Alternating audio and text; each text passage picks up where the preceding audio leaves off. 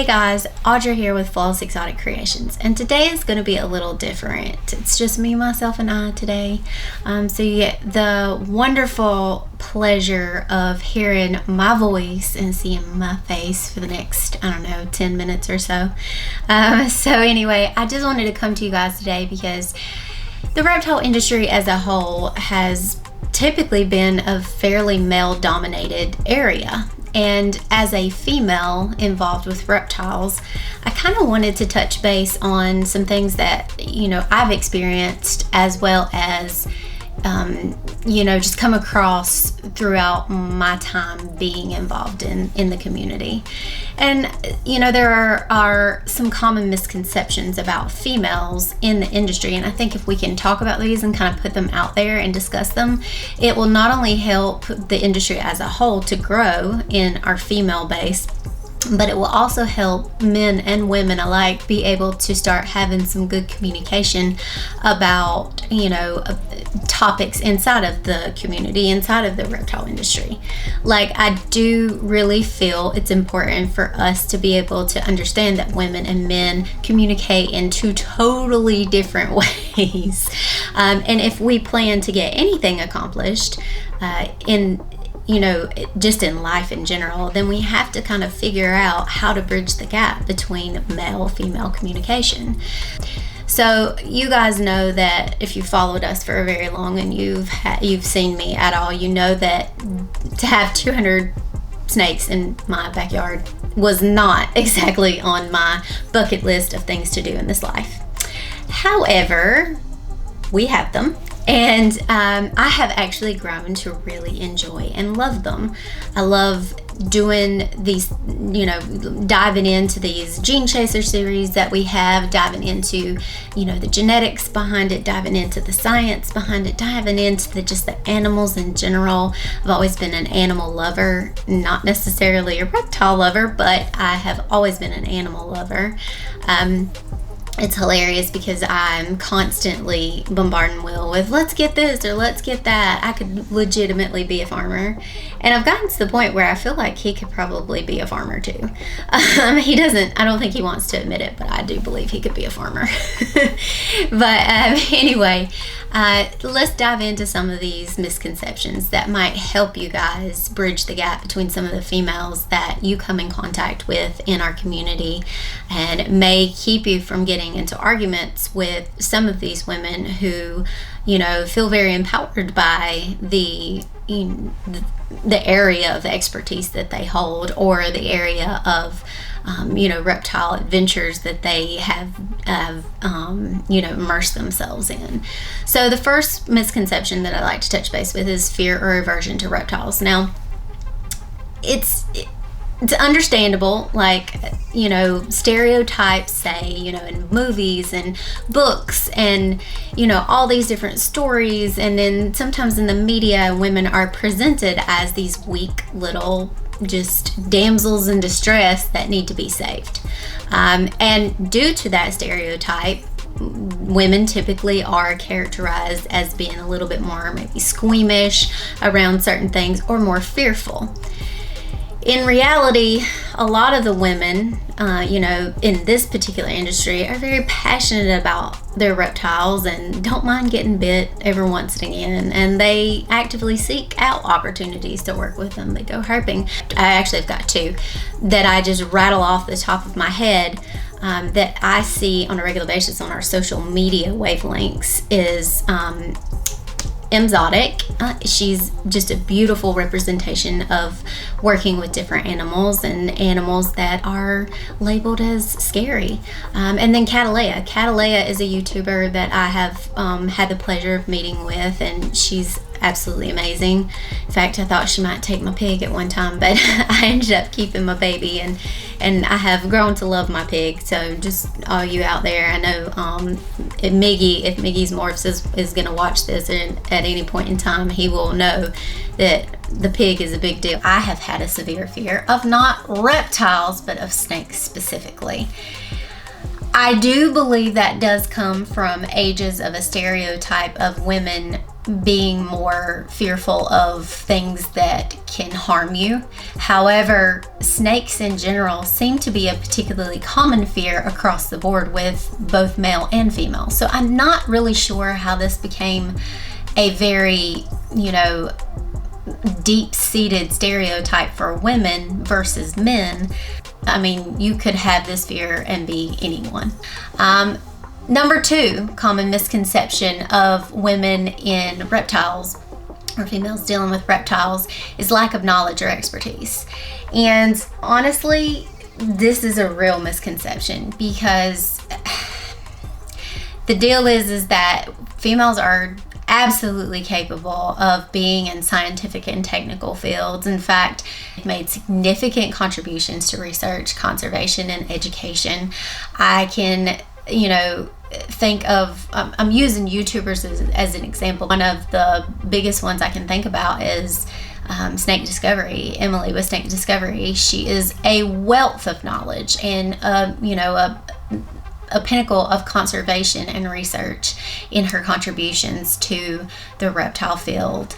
Back when we started Flawless Crested Geckos, we actually had a customer, and a very loyal customer at that. She's a vet out in Oklahoma, that I just, at first, obviously the conversation didn't come up that she was a veterinarian, but after time and time again of us shipping to a veterinarian's office, I was like, do you work there? That kind of thing, just getting a little bit more communicative with her. And sure as the world, she's a veterinarian. So when you say that their lack of knowledge or expertise in the field of reptiles is an actual thing, like, I think that kind of shows your lack of knowledge. So that we can definitely squash that one, and we can discuss how some females, they don't know to begin with. And like for instance, me, you fear what you don't know. So sometimes those fears or aversions that you have are actually born from the lack of knowledge or the lack of expertise that you hold in certain fields, and that's across the board. Again, some of these misconceptions that happen that end up falling hard on a female's shoulders in this industry really is more across the board for anyone. It's not just us girls. Number 3 is limited career options, I guess you would say. There's a misconception, again, that reptiles in general have limited career options, and that women are regulated to care of, say, zookeepers or pet store employees, things like that. But again, we're in a field where there are women behind the scenes, maybe some that don't like to get out in front of that camera, that are absolutely in entrepreneurship. Like Pico Pythons, I can just immediately think of her out there doing her ball python venture. I think of Leviathan. I think of Mary Hubbard from Rec Room Snakes. We got our I believe Bongo from her. Most people think that automatically that it's Grant that runs that business, when it's actually Mary that that was her original passion. It's really almost offensive and very rude to just assume that it is the man all the time that is actually an entrepreneur or a business owner in reptiles in general. Now, I know from experience, it seems like a lot of crested gecko owners are females, and it seems like there aren't quite as many, in the snake industry. I think of Nicole from Ladies, and she deals with retics. Like, that to me is absolutely awesome. So it's just reminding yourself as a male in a male-dominated area of business that women have just as much, ability to run business and to run businesses in things that are deemed scary, or, what women might not should be in, or maybe that it's not deemed ladylike or whatnot, that they are very much just as capable, and sometimes even more persistent in their goals and their dreams and their passion for it. Number 4, a lack of physical strength. Now, here's the thing. All right. Lack of physical strength. Honestly, this isn't really a big issue unless you're dealing with some of the larger snake species. Say you're dealing, like, I think of Anaconda, like she's awesome with her anacondas, and that's her stuff. She's very capable of dealing with it. She knows what to do. I think this misconception comes from the idea that, again, it is such a male-dominated area of business, of entrepreneurship in general, that a lot of times people seem to think that it's necessary to have a man there to do the grunt work or to do the hard work. Now, me personally, I've been in male-dominated areas of work. I was a sheriff's deputy for quite some time, and so my experience in a field where you may sometimes have to fight, you may sometimes have to physically overpower somebody, or you may just have to figure out how to leverage your skills and your abilities to come out on top. I understand, what it is like to be a female in a very physically demanding, male-dominated area. Due to our biology, women as a whole aren't quite as strong. They're not quite as athletically enhanced as men due to our hormones, right? But that being said, it does not mean that we are weaker. It just means that it is not going to be the sole determining factor of success in our businesses. It can't be. We have to have knowledge, we have to have skill, and we have to know proper handling techniques, which are honestly more important factors than just brute strength.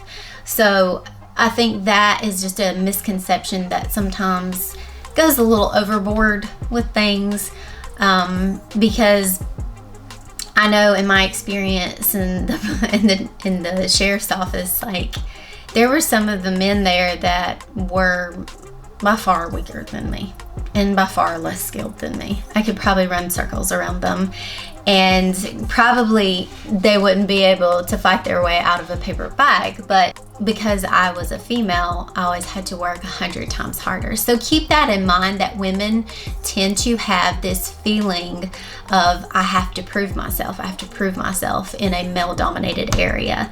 If we could discuss the topics and actually give respect where respect is due, then that could be knocked right out of the park too. So lack of physical strength, not necessarily the most important thing. You have to be smarter. I always say, work smarter, not harder. So the next common misconception is that there is a lack of interest or passion. And I think probably that can be a thing among women who aren't actually genuinely interested or passionate about the animals or about the industry as a whole. Some females do it for attention or the novelty of it all, to be interested in something that they're actually not genuinely, authentically interested in. So whereas there is a stereotype and there is some facts based in that, that is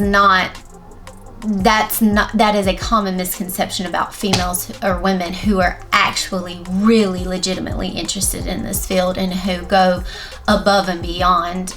So it's just important to challenge these misconceptions and recognize that women can excel in any field, including those involving in reptiles. When women have made significant contributions to the study, conservation, and care of reptiles, and their, our expertise and our passion should be acknowledged and recognized. I am not, I'm not an expert in any stretch of the imagination. Okay, I'm not an expert. That being said, I have really worked hard over the past couple of years to educate myself and further my knowledge and be able to handle these animals so that they get the best life that they could possibly have. So it would be really disheartening if somebody just came in and said, oh, because you're a girl or you're a woman, you're not quite as good as, your counterpart or somebody else, that's maybe they don't even really care about what they're doing. Maybe they're just in it for whatever other purposes besides actually being in it, because they're passionate about what they're doing. But anyway, those are the main common misconceptions that I have noticed as a whole, and what has been kind of thrown out there at times about the reptile industry, but specifically I feel like snakes as a whole, and that's one of those things where you don't see a lot of women involved, and when you do, a lot of times they can be held as not as high as your male counterpart in a business. So I hope this lets you guys understand kind of where where we can improve upon the relationships that men and women have in the industry.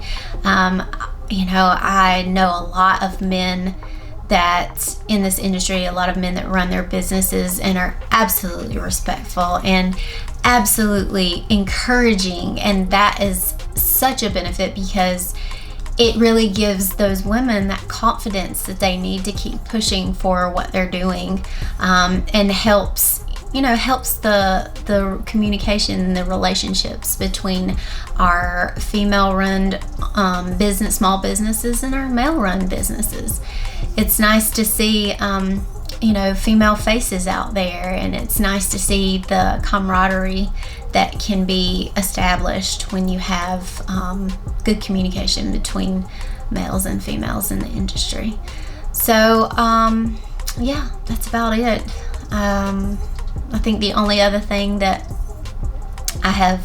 we have been faced with as far as actually questions or anything about our business in particular is, Will is always asked by a lot of men, how do you get your wife to want to do and support you in this and all that kind of stuff? And that is a topic for a whole other video. And if you're interested in how to get your wife to support you in your snake business, in your reptile business, then comment down below if you're interested in that, because I could give you a little crash course on how to help with that.